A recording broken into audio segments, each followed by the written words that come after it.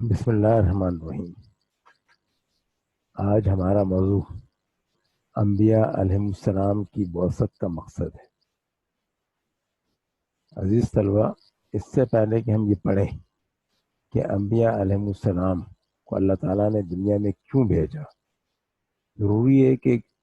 جو سابقہ اسباق ہم نے پڑھے ہیں ان کے کچھ اہم نکات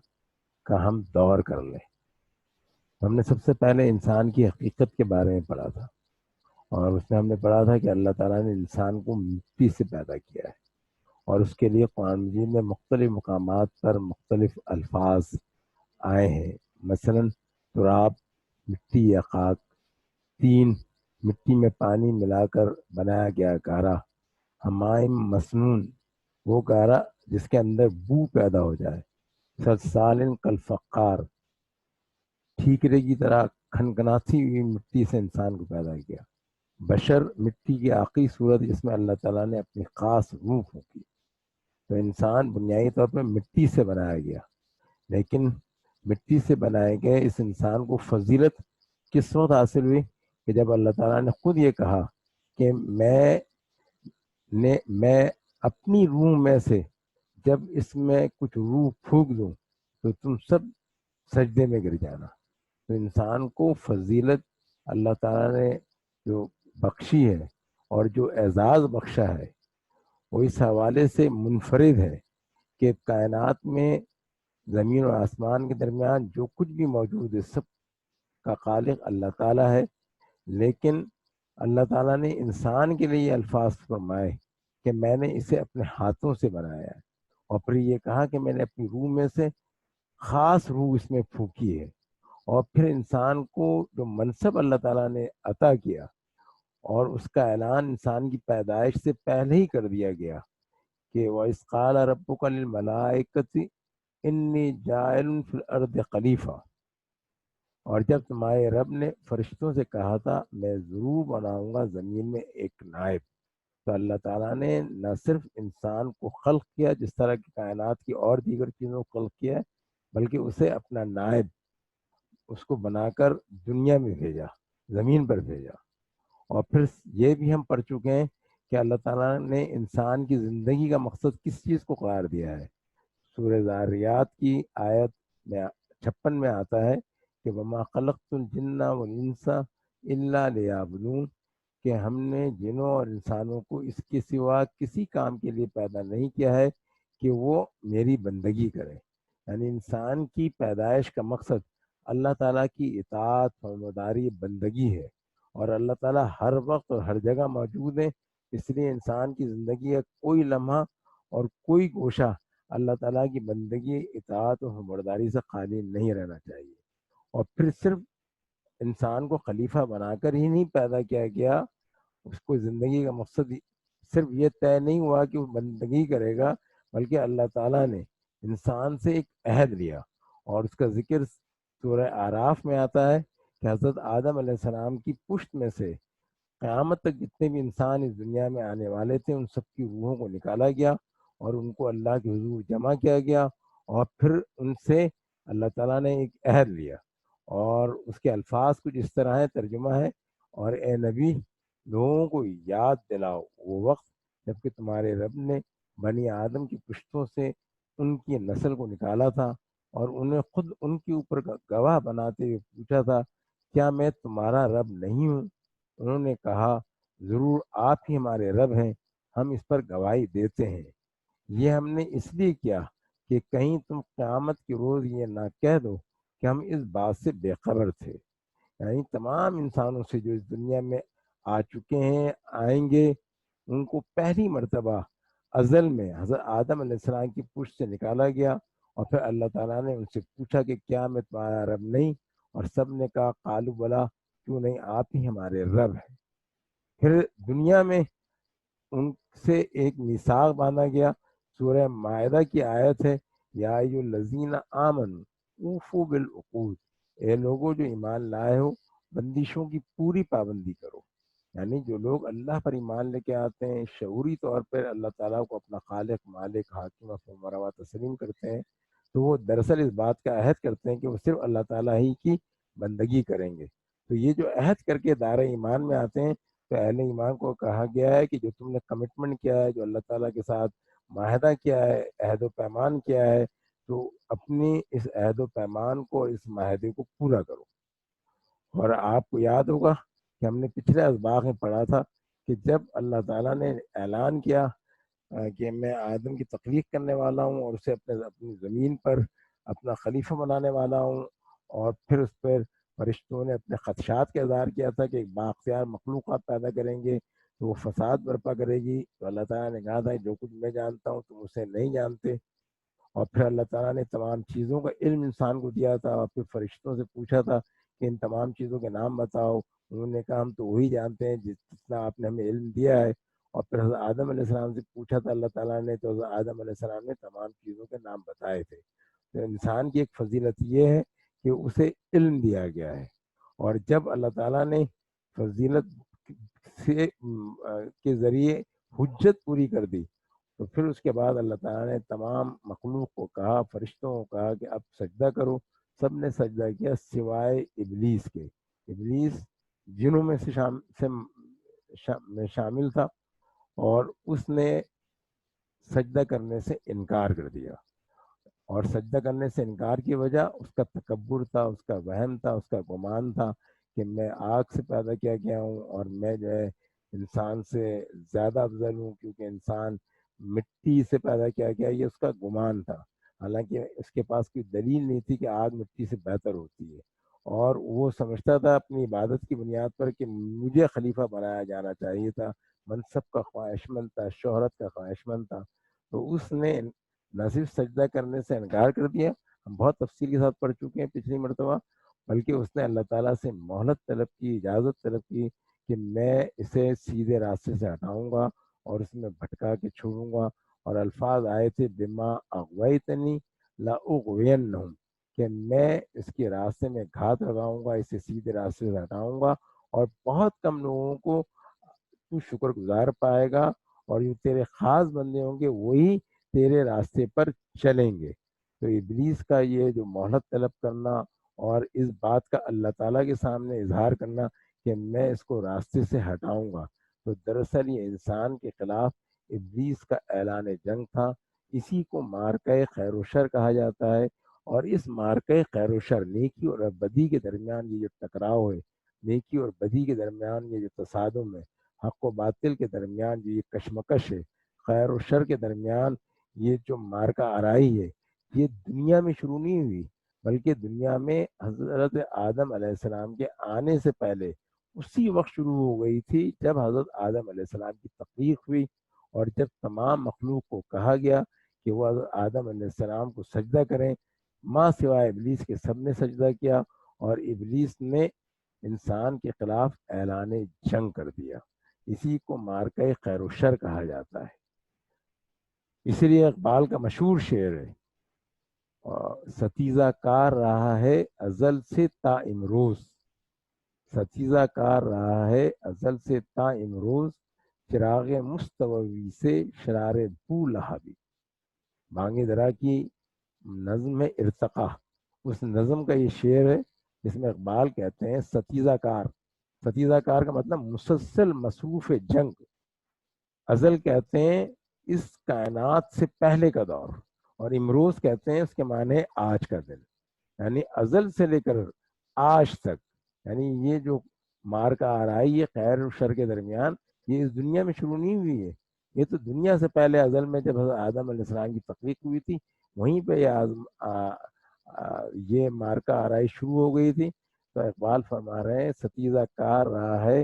ازل تا امروز، چراغ مستوی سے شرار بو لہبی۔ چراغ مستوی کیا ہے؟ دین حق ہے، حضور اکرم صلی اللہ علیہ وسلم کیا پیغام لے کے آئے تھے؟ اللہ تعالیٰ کا دین لے کے آئے تھے۔ تو حضور اکرم صلی اللہ علیہ وسلم کے مقابلے میں کون کھڑے تھے؟ وہ جو شیطان کے اور ابلیس کے پیروکار تھے، جن میں سے ایک بطور مثال تمثیل لیا گیا ہے ابو لہب۔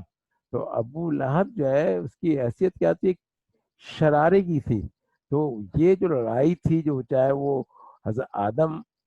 اور ابلیس کے درمیان ہو رہی ہو، حضرت آدم علیہ السلام،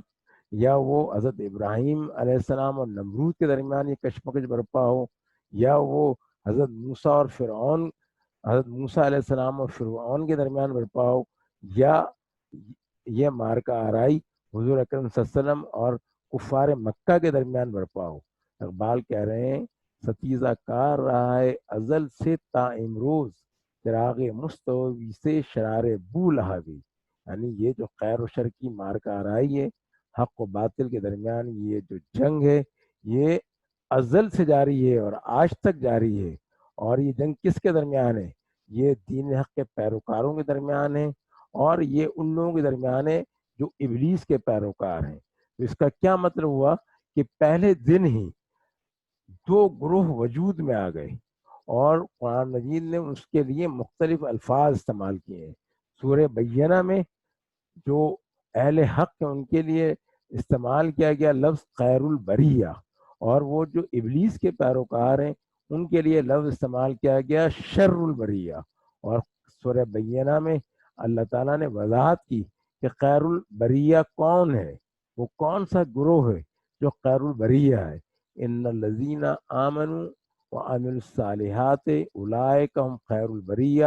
جو لوگ ایمان لے آئے ہیں اور جنہوں نے نیک عمل کیے وہ یقیناً بہترین خلائق ہیں۔ یعنی اللہ تعالیٰ کی جو مخلوق ہے تو اس میں انسانی بااختیار ہے، تو انسان جو بااختیار مخلوق ہے تو ان میں سے وہ لوگ جو شعوری طور پہ اللہ پر ایمان لے کر آتے ہیں، اس کے رسول پر ایمان لے کے آتے ہیں، روز آخرت پر ایمان لے کے آتے ہیں، ان کے اللہ تعالیٰ کے رسول جو ہدایت لے کر آتے ہیں اس پر ایمان لے کے آتے ہیں، اس کی پیروی کرتے ہیں اور نیک اعمال کرتے ہیں، تو اللہ تعالیٰ کہہ رہے ہیں کہ یہ بہترین خلائق۔ اور اس کے مقابلے میں دوسرا گروہ کون سا ہے؟ شر البریہ۔ تو اللہ تعالیٰ فرماتے ہیں ان الذین کفروا من اہل الکتاب والمشرکین فی نار جہنم خالدین فیہا اولئک هم شر البریہ، یعنی اہل کتاب اور مشرکین میں سے جن لوگوں نے کفر کیا، ماننے سے انکار کر دیا اللہ تعالیٰ کو، اللہ کے رسول کو، روز آخرت کو، اس ہدایت کو جو رسول لے کر آئے، تو یہ لوگ کون ہیں؟ یہ لوگ جہنم میں کی آگ میں جائیں گے اور اس میں ہمیشہ رہیں گے۔ یہ لوگ کون ہیں؟ بدترین خلائق ہیں، اولئک ہم شر البریہ۔ تو انسان، یہ جو انسان دو گروہوں میں تقسیم کر دیے گئے، ایک گروہ خیر البریہ ہے جو انبیاء علیہ السلام کی اور رسولوں کی پیروی کرتا ہے اور اللہ پر ایمان لے کر آتا ہے، اور ایک گروہ وہ ہے جو ابلیس کی اور شیاطین کی پیروی کرتا ہے جن کا ٹھکانہ جہنم میں، ان کے بارے میں کہا گیا ہے کہ بدترین خلائق ہے۔ اسی طرح ایک اور جگہ سورہ مجادلہ میں اللہ تعالیٰ نے ان دو گروہوں کے نام دیے، باضابطہ نام۔ ان میں سے وہ لوگ جو اللہ اور اس کے رسول پر ایمان لے کے آئے ان کے لیے کو نام دیا اللہ تعالیٰ نے حزب اللہ، اللہ کی جماعت۔ اور وہ لوگ جو شیطان کے پیروکار ہیں اور جو خدا کا انکار کرتے ہیں اور جو خدا کے اور اس کے رسول کے اور اس کے دین کے دشمن ہیں، جو شیطان کی اور ابلیس کی پیروی کرتے ہیں، انہیں حزب الشیطان، شیطان کی جماعت کہا گیا ہے۔ سورہ مجادلہ کے اندر اللہ تعالیٰ واضح طور پر فرماتے ہیں، یہ میں آپ کے سامنے آیت نمبر 22 اس کا ترجمہ میں آپ کے سامنے پڑھ رہا ہوں، اس میں حزب اللہ کے بارے میں بتایا گیا ہے۔ تم کبھی یہ نہ پاؤ گے کہ جو لوگ اللہ اور آخرت پر ایمان رکھنے والے ہیں وہ ان لوگوں سے محبت کرتے ہوں جنہوں نے اللہ اور اس کے رسول کی مخالفت کی ہے، خواہ وہ ان کے باپ ہوں یا ان کے بیٹے یا ان کے بھائی یا ان کے اہل خاندان۔ یہ وہ لوگ ہیں جن کے دلوں میں اللہ نے ایمان ثبت کر دیا ہے اور اپنی طرف سے ایک روح عطا کر کے ان کو قوت بخشی ہے، ان کو ایسی جنتوں میں داخل کرے گا جن کے نیچے نہریں بہتی ہوں گی، ان میں وہ ہمیشہ رہیں گے۔ اللہ ان سے راضی ہوا اور وہ اللہ سے راضی ہوئے، وہ اللہ کی پارٹی کے لوگ ہیں۔ خبردار رہو، اللہ کی پارٹی والے ہی فلاح پانے والے ہیں۔ تو اللہ تعالیٰ کن لوگوں کو اللہ کی پارٹی کہہ رہا ہے؟ جو قرآن کے الفاظ ہیں۔ کن لوگوں کو کہہ رہا ہے کہ یہ وہ پارٹی ہے اللہ تعالیٰ کی جو فلاح سے، کامیابی سے ہمکنار ہوگی؟ اور فلاح سے کیا مراد ہے؟ فلاح سے مراد آخرت میں ہمیشہ رہنے والی جنت کا اصول جس کے نیچے نہریں بہتی ہوں گی۔ تو کون لوگ جنتوں میں داخل کیے جائیں گے اور کون لوگ جہنم کی آگ سے بچیں گے؟ تو اللہ تعالیٰ کہہ رہے ہیں اس آیت میں تم کبھی یہ نہ پاؤ گے کہ جو لوگ اللہ اور آخرت پر ایمان لے آئے، یعنی جو اللہ پر ایمان میں لازمات ہے، رسول کے ذریعے ہی ہم اللہ کو پہچانتے ہیں، تو رسول پر، اللہ پر، آخرت پر جو ایمان لاتے ہیں وہ ان لوگوں سے محبت کرتے ہوں یعنی کبھی ایسا نہیں پاؤ گے جنہوں نے اللہ اور اس کے رسول کی مخالفت کی ہے۔ تو حزب اللہ کی ایک علامت یہ ہوتی ہے، جو اللہ کی جماعت ہے، جو گروہ ہے، وہ کبھی ان لوگوں سے محبت نہیں کرتا کہ جنہوں نے اللہ اور اس کے رسول سے دشمنی پر کمر بستہ ہوں، جو لوگ، اور جو اللہ اور اس کے رسول کی مخالفت کر رہے ہوں، رسول کے لائے ہوئے دین کی مخالفت کر رہے ہوں، اس کی دی ہوئی تعلیمات کی مخالفت کر رہے ہوں،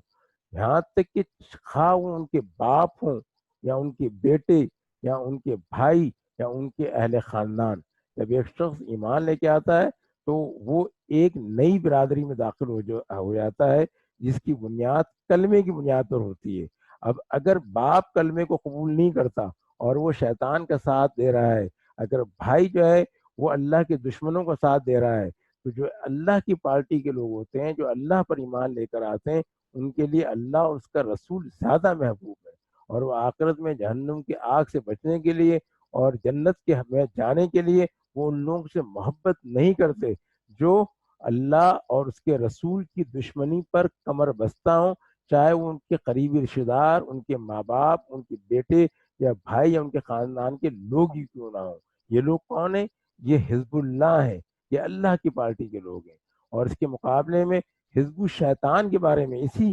میں بتایا گیا، آیت نمبر 18-19 میں بڑی تفصیل کے ساتھ بتایا گیا، 14 سے لے کر 19 تک آیات ہیں جن میں حزب الشیطان کا تذکرہ کیا گیا ہے، اور اس میں اللہ تعالیٰ فرما رہے ہیں، کیا تم نے دیکھا نہیں ان لوگوں کو جنہوں نے دوست بنایا ہے ایک ایسے گروہ کو جو اللہ کا مغضوب ہے، یعنی ایسے لوگوں کو دوست بنا لیا جن پر اللہ کا غضب نازل ہوا، وہ تمہارے ہیں نہ ان کے، اور وہ جان بوجھ کر جھوٹی بات پر قسمیں کھاتے ہیں۔ اللہ نے ان کے لیے سخت عذاب مہیا کر رکھا ہے، بڑے کرتوت ہیں جو وہ برے کرتوت ہیں جو وہ کر رہے ہیں، انہوں نے اپنی قسموں کو ڈھال بنا رکھا ہے، جس کی آڑ میں وہ اللہ کی راہ سے لوگوں کو روکتے ہیں، اس پر ان کے لیے ذلت کا عذاب ہے۔ اللہ سے بچانے کے نہ ان کے مال کچھ کام آئیں گے، نہ ان کی اولاد، وہ دوزخ کے یار ہیں، اسی میں وہ ہمیشہ رہیں گے۔ جس روز اللہ ان سب کو اٹھائے گا، وہ اس کے سامنے بھی اسی طرح قسمیں کھائیں گے جس طرح تمہارے سامنے کھاتے ہیں، اور اپنے نزدیک یہ سمجھیں گے کہ اس سے ان کا کچھ کام بن جائے گا۔ خوب جان لو وہ پرلے درجے کے چھوٹے ہیں، شیطان ان پر مسلط ہو چکا ہے، اور اس نے خدا کی یاد ان کے دل سے بھلا دی ہے، وہ شیطان کی پارٹی کے لوگ ہیں، خبردار رہو، شیطان کی پارٹی والے ہی خسارے میں رہنے والے ہیں۔ تو آپ اس سے اندازہ ہوتا ہے کہ اللہ تعالیٰ نے انسانوں کو دو گروہوں میں تقسیم کر دیا ہے۔ ہم بعض اوقات انسانوں کو تقسیم کرتے ہیں رنگ کی بنیاد پر، نسل کی بنیاد پر، علاقے کی بنیاد پر، زبان کی بنیاد پر، تو اللہ تعالیٰ کہتا ہے کہ یہ حقیقی تقسیم نہیں ہے، یہ تو پہچان کے لیے، بلکہ حقیقی تقسیم یہ ہے انسانوں کے درمیان کہ انسانوں کی صرف دو ہی گروہ ہیں، ایک اللہ تعالیٰ کو ماننے والے ہیں، اس کے رسول کو ماننے والے ہیں، آخرت میں اس کی جہنم کا اس میں جانے کا خوف رکھتے ہیں، اس کی جنت کے اور اس کے رضا کے طلبگار ہیں، اور دوسری طرف وہ لوگ ہیں کہ جنہوں نے ان لوگوں کو دوست بنا رکھا ہے جن پر اللہ کا غضب نازل ہوا ہے، اور یہ وہ لوگ ہیں کہ جو بار بار قسمیں کھاتے ہیں اپنی جھوٹ کے اوپر، اور اللہ تعالیٰ نے متنبع کیا ہے کہ نہ ان کا مال ان کی کوئی کام آئے گا، نہ ان کی اولاد، اور ان کا ٹھکانہ کیا ہے؟ ان کا ٹھکانہ دوزخ ہے، کیونکہ یہ شیطان کے ساتھی ہیں۔ اور اللہ تعالیٰ کہہ رہے ہیں، واضح طور پہ اللہ تعالیٰ اس بات کا اعلان کر رہے ہیں کہ جب قیامت کے روز ان کو اٹھایا جائے گا تو اس دن بھی یہ جھوٹی قسمیں کھائیں گے۔ تو اللہ تعالیٰ کہہ رہے ہیں کہ یہ وہ لوگ ہیں جن پر شیطان مسلط ہو چکا ہے، اور اللہ تعالیٰ نے اور خدا کی یاد ان کے دل سے بھلا دی گئی ہے، انہوں نے اپنے دل سے خدا کو بھلا دیا ہے، یہ شیطان کی پارٹی کے لوگ ہیں، خبردار رہو، شیطان کی پارٹی والے ہی خسارے میں رہنے والے ہیں۔ تو ہمیں بہت اچھی طرح سمجھ لینا چاہیے کہ اس دنیا میں انسان کو بھیجے جانے کا مقصد کیا ہے۔ سورۃ الملک میں اللہ تعالیٰ فرماتے ہیں، الذی خلق الموت والحیات لیبلوکم ایکم احسن عملا، کہ ہم نے موت اور زندگی کو اس لیے پیدا کیا کہ جانا جا سکے کہ تم میں سے کون نیک عمل کرتا، اچھے عمل کرتا ہے۔ تو آپ کو پتہ ہے کہ جب ازل میں حضرت آدم علیہ السلام کو خلیفہ بنا کر تخلیق کیا گیا اور انہیں یہ منصب عطا کیا، شیطان نے اس وقت سے انسانوں کے خلاف ایک جنگ کا آغاز کیا ہے، اور ہم اس کو بہت اچھی طرح پڑھ چکے ہیں کہ جب حضرت آدم علیہ السلام کو جنت میں رکھا گیا اور وہاں پر ایک ابتدائی تربیتی دور میں سے گزارا گیا، تو حضرت بتایا اور تاکہ واضح ہو جائے کہ شیطان تمہارا کتنا بڑا دشمن ہے، اور ہم یہ تفصیل پڑھ چکے ہیں کہ شیطان نے کس طرح وسوسے ڈالے اور ورگلایا اور شجر ممنوعہ کو کھلانے پر آمادہ کیا، کہ جس کے نتیجے میں حضرت آدم اور اماں حوا علیہ السلام کو جنت سے زمین پر بھیجا گیا۔ تو وہ تو ایک ٹیسٹ تھا، اللہ تعالیٰ نے ان کی توبہ کو قبول کیا۔ تو یہاں پر کیا کہا جا رہا ہے، میں صرف ترجمہ پڑھ رہا ہوں، ٹائم کم ہے۔ یہ سورہ بقرہ کی آیت ہے، آیت نمبر 38 اور 39، اس کا ترجمہ ہے، ہم نے کہا کہ تم سب یہاں سے اتر جاؤ، پھر جو میری طرف سے کوئی ہدایت تمہارے پاس پہنچے تو جو لوگ میری اس ہدایت کی پیروی کریں گے ان کے لیے کسی خوف اور رنج کا موقع نہ ہوگا، اور جو اس کو قبول کرنے سے انکار کریں گے اور ہماری آیات کو جھٹلائیں گے وہ آگ میں جانے والے لوگ ہیں جہاں وہ ہمیشہ رہیں گے۔ انسان کو تو پیدا ہی زمین کے لیے کیا گیا تھا خلیفہ بنا کر، تو اب جب اللہ تعالیٰ کی طرف سے حکم دیا گیا کہ اب جاؤ جا کے اپنا منصب سنبھالو تم سب، تو اس میں صرف ایسا نہیں کہ انسانوں کو بھی اتارا گیا، شیطان کو بھی اتارا گیا، تاکہ اللہ تعالیٰ آزمانا چاہتا تھا کہ کون اس سے مخلص بندے ہیں۔ تو اللہ تعالیٰ نے کہا کہ میری طرف سے واضح ہدایت بھیجی جاتی رہے گی، تو ہدایت کس کے ذریعے بھیجی جاتی رہے گی؟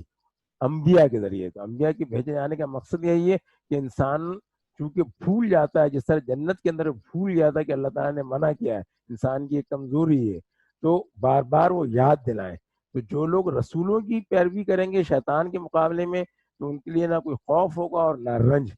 اور جو اس کو قبول کرنے سے انکار کریں گے اور اللہ کی آیات کو جھٹلائیں گے تو ان کا ٹھکانہ اللہ تعالیٰ نے کیا بتایا؟ آگ، جس میں وہ جلائے جائیں گے۔ پھر اسی طرح اللہ تعالیٰ سورہ بقرہ میں ہی 122 نمبر آیت اور 123 میں فرما رہے ہیں کہ پھر اس کے رب نے اسے برگزیدہ کیا اور اس کی توبہ قبول کر لی، یعنی حضرت آدم اور اماں حوا سے جو غلطی ہوئی تھی انہوں نے فوراً توبہ کی، اللہ تعالیٰ کی طرف پلٹ گئے، تو اللہ تعالیٰ نے ان کے مقام کو اسی طرح بڑا کر دیا، برگزیدہ کر دیا، اور انہیں ہدایت بخشی، اور فرمایا تم دونوں فریق یعنی انسان اور شیطان یہاں سے اتر جاؤ، تم ایک دوسرے کے دشمن ہو۔ اللہ تعالیٰ نے جب کہہ دیا کہ تم ایک دوسرے سے دشمن ہو تو ہمیں خوب اچھی طرح جان لینا چاہیے کہ شیطان ہمارا دشمن ہے۔ اللہ تعالیٰ نے بلکہ اس کے لیے لفظ استعمال کیا عدو مبین، کھلا دشمن۔ تو یہ شیطان اور انسان کے درمیان جنگ جو ازل میں شروع ہوئی تھی یہ آج بھی جاری ہے اور قیامت تک جاری رہے گی۔ تو اللہ تعالیٰ فرما رہے ہیں اب اگر میری طرف سے تمہیں کوئی ہدایت پہنچے تو جو کوئی میری اس ہدایت کی پیروی کرے گا وہ نہ بھٹکے گا نہ بدبختی میں مبتلا ہوگا۔ بدبختی میں مبتلا ہونے کا مطلب کیا ہے کہ دنیا میں راہ راست کو چھوڑ دے، اور راہ راست کو چھوڑنے کا مطلب یہ ہے کہ جہنم کے گڑھے میں جا کے گر جائے، اور صراط مستقیم وہ سیدھا راستہ ہے جو آدمی کو جنت میں لے کر جاتا ہے، یہی انسان کی بدبختی ہے۔ تو جو رسولوں کے راستے کو چھوڑے گا اور شیطان کے راستے پہ چلے گا تو وہ گمراہی کا شکار ہو جائے گا۔ پھر اللہ تعالیٰ نے سورہ بقرہ میں ہی مزید آگے فرما رہے ہیں اللہ تعالیٰ، اور جو میرے ذکر درس نصیحت سے منہ موڑے گا، یعنی اللہ تعالیٰ کی طرف سے لائی گئی ہدایت چاہے وہ قرآن کی شکل میں ہو یا رسول کے فرمودات کی شکل میں، تو اس کے لیے دنیا میں تنگ زندگی ہوگی اور قیامت کے روز ہم اسے اندھا اٹھائیں گے۔ وہ کہے گا پروردگار دنیا میں تو میں آنکھوں والا تھا، یہاں مجھے اندھا کیوں اٹھایا؟ اللہ تعالیٰ فرمائے گا ہاں اسی طرح تو ہماری آیات کو جب کہ وہ تیرے پاس آئی تھیں تو نے بھلا دیا تھا، اسی طرح آج تو بھلایا جا رہا ہے۔ یعنی دنیا میں آنکھیں رکھنے کے باوجود وہ حق و باطل کے درمیان فرق محسوس نہیں کر رہا تھا، دنیا میں آنکھیں رکھنے کے باوجود وہ جو ہے حقیقت کو نہیں پہچان رہا تھا، تو آخرت میں وہ اندھا کر کے اٹھایا جائے گا۔ اور پھر مزید اللہ تعالیٰ سورہ اعراف میں فرما رہے ہیں اے بنی آدم ہر عبادت کے موقع پر اپنی زینت سے آراستہ رہو اور کھاؤ پیو اور حد سے تجاوز نہ کرو، اللہ حد سے بڑھنے والوں کو پسند نہیں کرتا۔ اے محمد صلی اللہ علیہ وسلم ان سے کہو کس نے اللہ کی زینت کو حرام کر دیا ہے جسے اللہ نے اپنے بندوں کے لیے نکالا تھا، اور جس نے خدا کی بخشی ہوئی پاک چیزیں ممنوع کر دیں یہ ساری چیزیں دنیا کی زندگی میں بھی ایمان لانے والوں کے لیے ہیں اور قیامت کے روز تو خالصتاً انہی کے لیے ہوں گی۔ اس طرح ہم اپنی باتیں صاف صاف بیان کرتے ہیں ان لوگوں کے لیے جو علم رکھنے والے ہیں۔ یعنی پھر جب حضرت آدم علیہ السلام کو بھیجا جا رہا تھا دنیا میں اور اماں حوا کو، تو دو چیزوں کے بارے میں بالخصوص کہا گیا، ایک تو زینت یعنی لباس، تو انسان کی زینت بھی ہے اور شرم و حیا کی علامت بھی، اور اللہ تعالیٰ نے کہا ہے کہ حد سے بڑھنے والوں کو اللہ تعالیٰ پسند نہیں کرتا ہے۔ اور دوسری بات یہ بتائی گئی کہ کیا چیز حلال ہے اور کیا چیز حرام، یہ اللہ بتائے گا، اور یہ انسانوں کو اللہ کے رسولوں کے ذریعے پتہ چلے گا۔ تو نہ تو انسان دنیا میں اختیار رکھتا ہے کہ کسی حلال چیز کو حرام کر لے، اور نہ ہی کسی حرام چیز کو، ناجائز چیز کو اپنے لیے حلال یا جائز کر لے۔ اور پھر مزید اللہ تعالیٰ فرما رہے ہیں، اے محمد صلی اللہ علیہ وسلم ان سے کہو میرے رب نے جو چیزیں حرام کی ہیں وہ تو یہ ہیں، بے شرمی کے کام خواہ کھلے ہوں یا چھپے، اور گناہ اور حق کے خلاف زیادتی، اور یہ کہ اللہ کے ساتھ کسی کو شریک کرو جس کے لیے اس نے کوئی سند نازل نہیں کی، اور یہ کہ اللہ کے نام پر کوئی ایسی بات کہو جس کے متعلق تمہیں علم نہ ہو کہ وہ حقیقت میں اس نے فرمائی ہے۔ ہر قوم کے لیے مہلت کی ایک مدت مقرر ہے، پھر جب کسی قوم کی مدت آن پوری ہوتی ہے تو ایک گھڑی بھر کی تاخیر و تقدیم نہیں ہوتی۔ یہاں پہ پھر مزید کہا گیا، بتایا گیا کہ بے شرمی کے کام جو چیزیں حرام ہیں ان میں پہلی چیز ہے بے شرمی کے کام، چاہے وہ کھلے یا چھپے، کسی کے خلاف زیادتی کرنا، اللہ کا کسی کو شریک ٹھہرانا، کہ وہ سارے کام ہیں کہ جن سے اللہ تعالیٰ کا غضب انسان کے اوپر نازل ہوتا ہے، اللہ تعالیٰ کی وہ ناراضگی کا موجب بن جاتا ہے۔ اور اللہ تعالیٰ نے واضح طور پہ فرما دیا یہاں پہ ہر ایک قوم کو اور انسان کو ایک مدت دی ہے آزمائش کے لیے، اور جب وہ مدت ختم ہو جاتی ہے تو پھر انسان کے پاس جو ہے نا کوئی موقع نہیں رہتا۔ اس کے بعد پھر اللہ تعالیٰ مزید فرما رہے ہیں، اور یہ بات اللہ نے آغاز تخلیق میں صاف فرما دی تھی، سورہ اعراف ہے، اے بنی آدم یاد رکھو اگر تمہارے پاس خود تمہیں میں سے ایسے رسول آئیں کہ تمہیں میری آیات سنا رہے ہوں، تو جو کوئی نافرمانی سے بچے گا اور اپنے رویے کی اصلاح کر لے گا، اس کے لیے کسی خوف اور رنج کا موقع نہیں ہے۔ اور جو لوگ ہماری آیات کو جھٹلائیں گے اور ان کے مقابلے میں سرکشی برتیں گے، وہی اہل دوزخ ہوں گے جہاں وہ ہمیشہ رہیں گے۔ ظاہر ہے کہ اس سے بڑا ظالم اور کون ہوگا جو بالکل چھوٹی باتیں گھڑ کر اللہ کی طرف منسوب کرے یا اللہ کی سچی آیات کو جھٹلائے۔ ایسے لوگ اپنے نوشتہ تقدیر کے مطابق اپنا حصہ پاتے رہیں گے، یہاں تک کہ وہ گھڑی اس وقت وہ ان سے پوچھیں گے کہ بتاؤ اب کہاں ہیں تمہارے وہ معبود جن کو تم خدا کے بجائے پکارتے تھے؟ وہ کہیں گے کہ سب ہم سے گم ہو گئے، اور وہ خود اپنے خلاف گواہی دیں گے کہ ہم واقعی منکر حق تھے۔ یعنی اس آیت میں واضح طور پہ انبیاء علیہ السلام کی آمد کا مقصد بتا دیا گیا کہ اللہ تعالیٰ کی وہ آیات بیان کرتے ہیں، سناتے ہیں اور ان کی اصلاح کرتے ہیں، انہیں یاد دہانی کرتے ہیں، اور جو کوئی ان کی ہدایات سن کر اپنے رویے کی اصلاح کر لیتا ہے تو نہ دنیا میں ان کے لیے خوف اور رنج ہوتا ہے اور نہ آخرت میں۔ اور جو لوگ ان سے منہ موڑتے ہیں اور ان کے آیات کو جھٹلاتے ہیں اور ان کے مقابلے میں سرکشی برتتے ہیں، ان کے لیے واضح طور پہ کہہ دیا گیا ہے کہ وہ دوزخ میں ڈالے جائیں گے۔ اور اللہ تعالیٰ نے ان لوگوں کو ظالم کہا ہے کہ ان سے بڑا ظالم کوئی نہیں ہو سکتا کہ جو اللہ تعالیٰ کی طرف وہ بات منسوخ کریں کہ جو اللہ تعالیٰ نے نہیں کہی۔ تو ابھی اہم سوال یہ کہ انبیاء علیہ السلام دنیا میں کب بھیجے جاتے ہیں؟ تو ابھی ہم نے جو ہم نے گزشتہ 3-4 کلاسوں کے اندر جو کچھ ہم نے پڑھا ہے تو آپ کو اندازہ ہو گیا ہے کہ ازل کے اندر خیر و شر کا مارکا برپا ہوا، تو ایک گروہ وجود میں آ گیا جس کو ہم حزب اللہ کہتے ہیں، جس کی قیادت انبیاء علیہ السلام کرتے ہیں اور جو اللہ کے راستے کی طرف بلاتے ہیں۔ اور دوسرا گروہ کون سا ہے؟ جو ابلیس کی پیروی کرتا ہے، اس کو لیڈ کرتا ہے شیطان۔ تو جب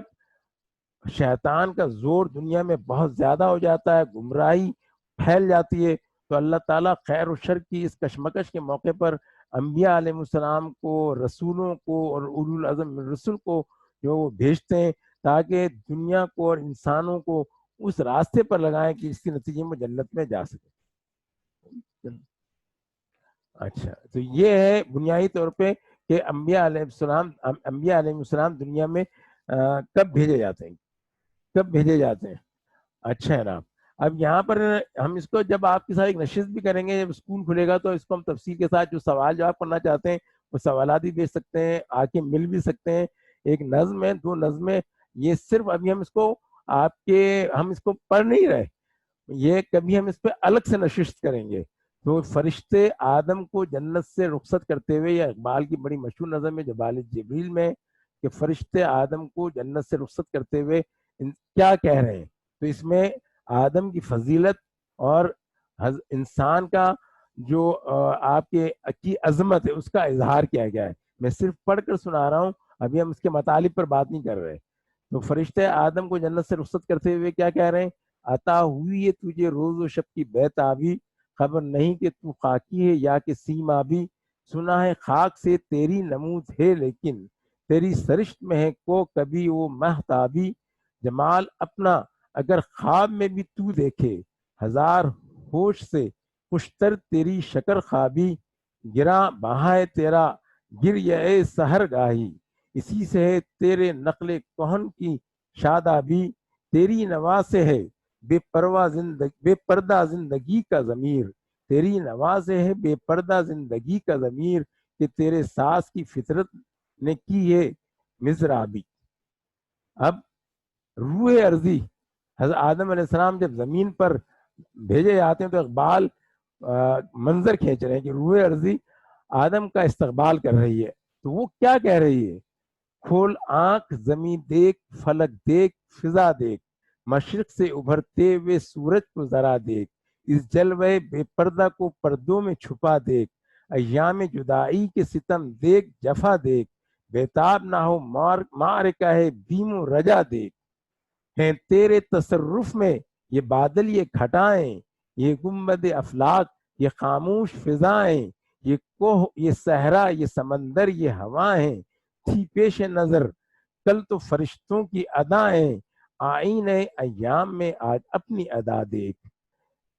سمجھے کا زمانہ تیری آنکھوں کے اشارے، دیکھیں گے تجھے دور سے گردوں کے ستارے، ناپید تیرے بحر تخیل کے کنارے، پہنچیں گے فلک تیری آہوں کے شرارے. تعمیر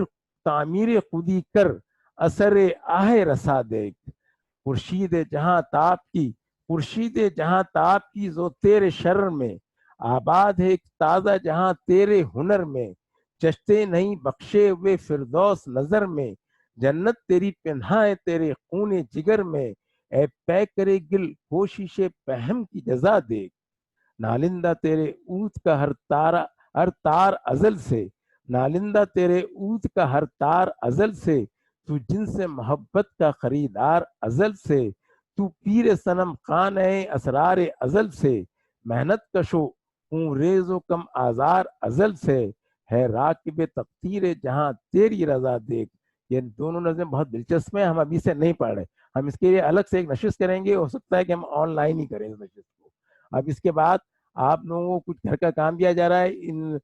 جو ویڈیوز کو اور اس لیکچر کو اپلوڈ کیا جائے گا، اس کو بار بار سنیں اور دیکھیں، اور ان سوالات کے جوابات تحریر کریں. اور اگر کوئی مشکل آ رہی ہے تو آپ اسکول آئیں اور اسکول کے بعد رابطہ کریں مجھ سے، اور اس میں آپ کی مدد کے لیے میں بھی آپ کی مدد کروں گا اور دیگر اساتذہ بھی. پہلا سوال ہے، سورۃ البینہ کی روشنی بتائیں کہ کن لوگوں کو اللہ تعالیٰ نے بہترین مخلوق اور کنہیں بدترین مخلوق قرار دیا ہے. سورہ